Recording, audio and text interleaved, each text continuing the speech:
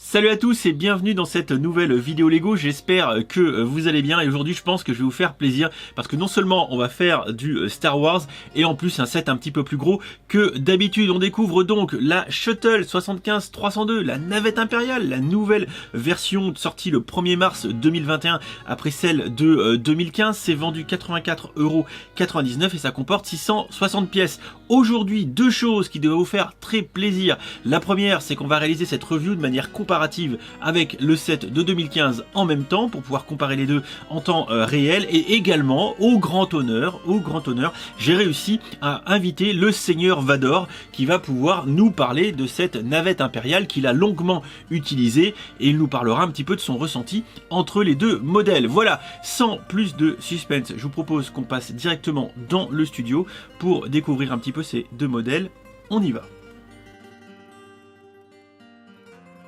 Concernant la dotation en figurines de cette boîte, bah écoutez, on en a trois, en commençant par le père, suivi du fils, et on termine par le saint officier impérial, bien évidemment, qui doit piloter un petit peu tout ce beau monde. Pour ce qui est de l'officier impérial, globalement, rien de nouveau, mis à part le torse qui aurait une typographie inédite, assez minimaliste, comme vous pouvez le constater. Les jambes, on les a déjà vues, la tête et la casquette, c'est pareil. Aucune surprise donc dans cette figurine, mis à part le torse, qui est très bien emboîté, comme vous pouvez le constater. Pour ce qui est de Luke, là aussi pas de nouveauté au programme, des jambes unies dont on n'a rien à faire, le torse qui est très sympa mais qui est déjà vu, tout comme sa tête et ses cheveux. Alors néanmoins j'apprécie les cheveux qui sont un peu style rétro chez Lego, comme au début de la gamme quand il n'y avait pas beaucoup de relief si je puis dire. Voilà, on appréciera la petite tête de Luke qu'on a déjà vu à maintes reprises et qu'on a donc le plaisir de retrouver dans cette boîte. Ah, très certainement l'une de mes figurines préférées de l'univers Lego Star Wars.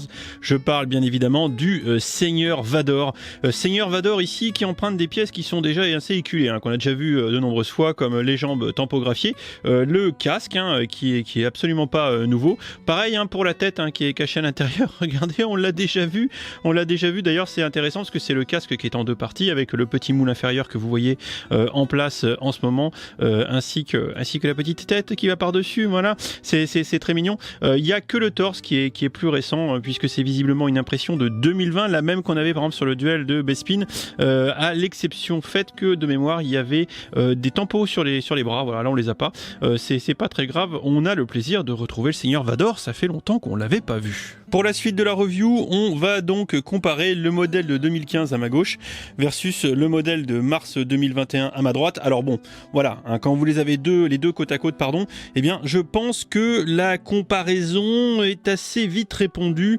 D'un point de vue gabarit, taille, envergure, tout ce qu'on veut, on a quand même des différences qui sont assez notables, même si par exemple pour ce qui est du cockpit, que ce soit à gauche ou à droite, on est globalement à 6 tenons de large. Donc de ce point de vue là on n'a pas beaucoup changé, mais néanmoins le premier point assez flagrant, écoutez, c'est la hauteur de la dérive principale qui est au milieu. Vous pouvez voir que si je me mets globalement à l'horizontale, eh bien on a quand même quelques petits centimètres de différence. On a aussi quelques centimètres de différence au niveau de la garde au sol, puisque ici on a des trains d'atterrissage en 2015 qui sont rétractables, alors que en 2021 vous allez voir que c'est relativement sommaire. Donc version 2015 ici avec du coup train d'atterrissage rétractable, comme vous pouvez le voir, avec des pièces techniques qui basculent, alors que pour la version 2021 c'est vachement plus simpliste, puisqu'on a simplement une pinoche technique ici et deux pièces techniques là qui font simplement les trains d'atterrissage quand on vient poser le modèle. Ça explique donc la différence notable de garde au sol au niveau des deux modèles. On le voit aussi au niveau de l'arrière qui est sacrément décalé. J'en profite pour enchaîner justement sur une vue des faces arrière des deux vaisseaux. Là on voit qu'on n'a pas eu de révolution profonde entre les deux modèles, même s'ils ont 6 ans d'écart, avec aussi bien à gauche qu'à droite globalement du plaquage de tile blanche ou bleu translucide pour faire les réacteurs, et là on a globalement une géométrie relativement similaire. Par contre, quand vous regardez la partie habitacle, la partie on va dire cargo de la navette Tyridium, ici on a une largeur facilement de 6 plus 2, 4, d'une bonne dizaine de tenons, alors que là globalement à droite sur la version de 2021 2021, eh bien on est globalement à 6, on est largement plus étroit à droite qu'à gauche, ce qui va limiter bien sûr ce qu'on va pouvoir mettre à l'intérieur. Également, petit point de jouabilité important sur ce type de modèle, eh bien ce sont les cockpits, même si de prime abord comme ça, eh bien on a à peu près la même largeur, on pourrait se dire c'est kiff kiff, eh bien on est sur des stratégies assez différentes, puisque ici le cockpit vient s'ouvrir en basculant vers l'arrière comme ceci et libère une place assez importante, puisqu'on va pouvoir mettre globalement 2 mini-figurines et on retrouve des stickers, etc.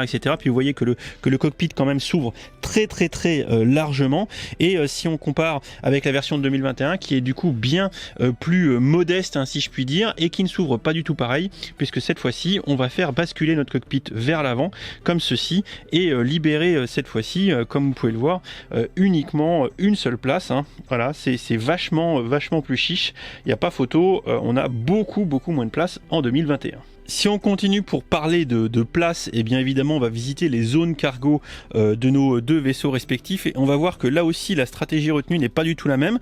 En 2015, eh bien on faisait basculer un petit panneau comme ça à une main, c'est pas facile, vous voyez, et du coup à l'intérieur il y a de la place. J'ai ouvert de l'autre côté pour que vous puissiez voir un petit peu mieux avec la lumière. Voilà, on voit même qu'il y a un écran, hein, avec un sticker au fond là-bas. Ça c'est plutôt sympa. La mise au point elle va jamais se faire, mais clairement on n'a pas du tout le même espace avec ici 3 fauteuils et une caisse à l'intérieur.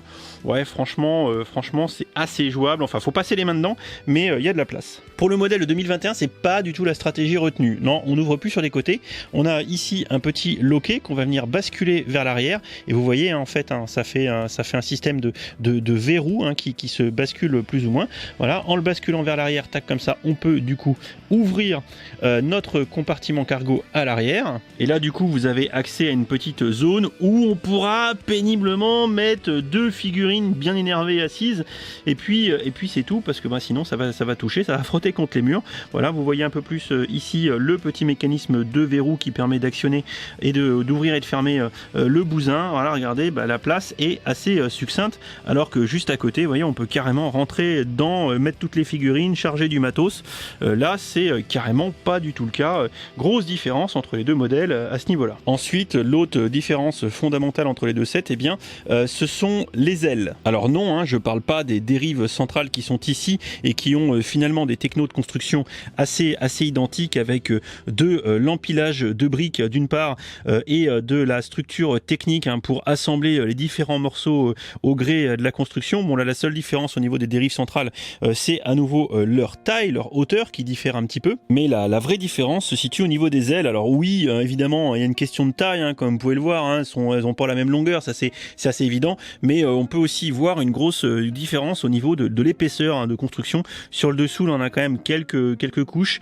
Ici, c'est, on va dire, largement plus succinct dans l'absolu. Et si on regarde la partie supérieure des ailes, eh bien on peut constater un écart assez notable de finition, puisqu'en 2015 on avait suffisamment de pièces dans l'inventaire pour finalement faire du plaquage, mettre un petit peu des tiles, etc. Alors qu'en 2021, eh bien on est un peu plus radin et on est très peu fini.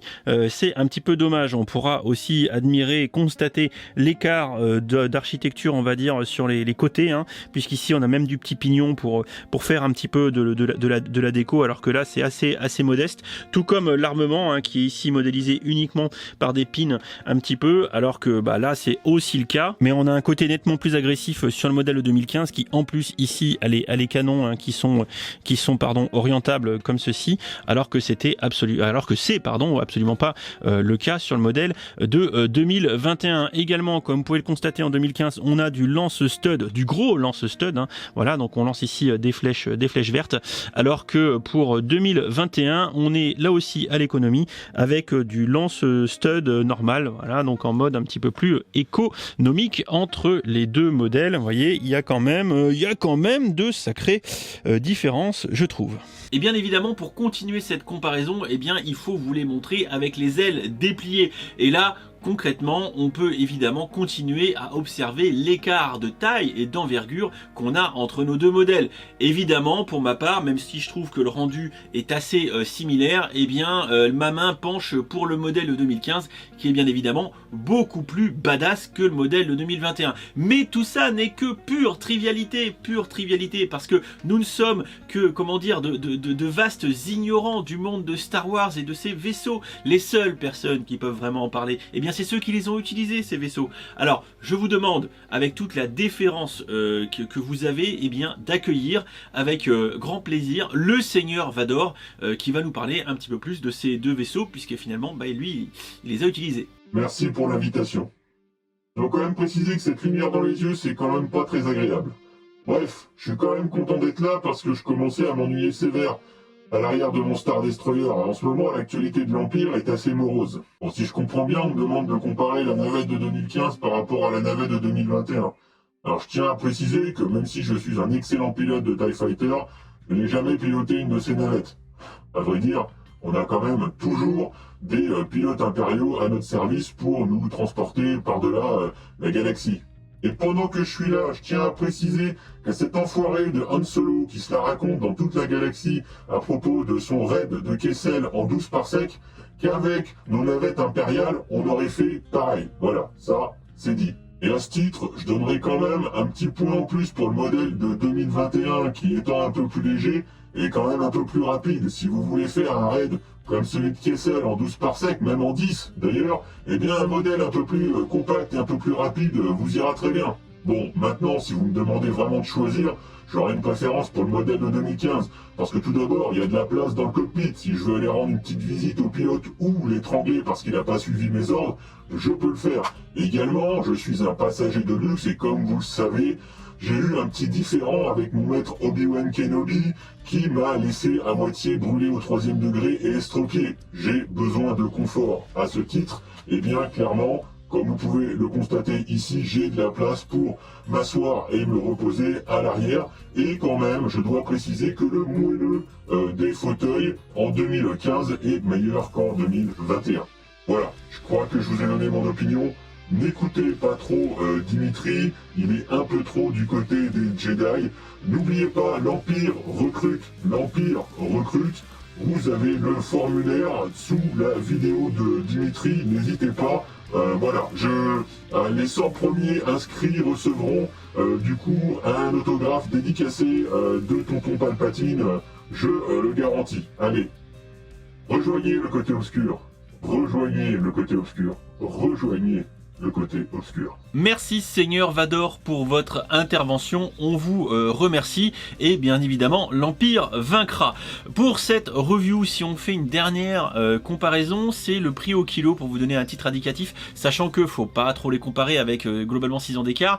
En 2015 on était à 69 € du kilo et on est à 79 et bien en 2021, donc petite légère augmentation et également le compte de pièces, globalement 300 pièces d'écart entre les deux modèles et uniquement 15 € d'écart sur le prix. Oui, 84,99 en 2021 versus 99 pour 2015 et pour autant le modèle de 2015 est bien plus riche, bien plus détaillé. Si je devais vous donner une opinion finale autour de ces deux boîtes, eh bien je garderai mon modèle de 2015. Le modèle de 2021, lui, il s'inscrit finalement dans cette logique de simplification des sets qu'on a pu voir depuis le début d'année avec le petit X-Wing, le petit TIE Fighter un petit peu en mode chibi. C'est aussi le cas pour cette version, c'est plutôt on va dire réussi, mais on est vraiment dans un playset à vocation de jouabilité et un peu moins de collection et largement moins bien détaillé.